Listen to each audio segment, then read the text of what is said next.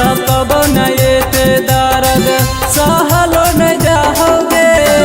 याद तोरे आवो याद, याद तोरे आवो याद, केतना हम रोइयोगे। याद तोरे आवो याद, केतना हम रोइयोगे। गाँवे गाँवे खोजियो सोना, गलिए गलिए रोइयोगे। गाँवे गाँवे खोजियो सोना।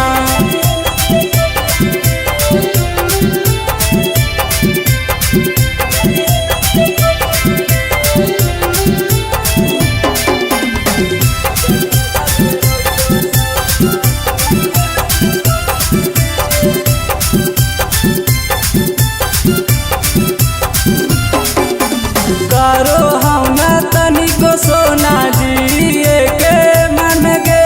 जब से गनी ससुरावा सोना होनी दूसर के धन गे।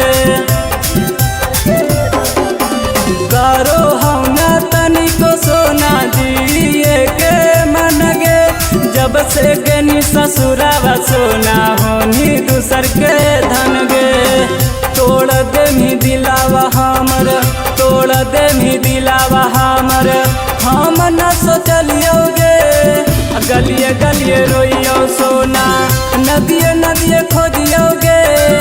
गलिए गलिए रोइयो सोना, नदिए नदिए खोजियोगे। गलिए गलिए रोइयो सोना।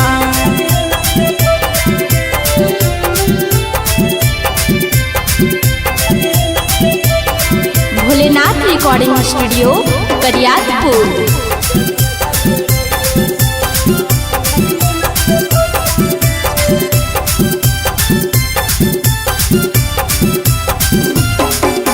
याद जब आवो हकौ बीतल बात गे।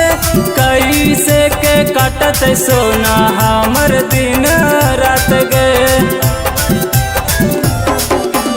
याद जब आवो हकौ बीतल बात गे।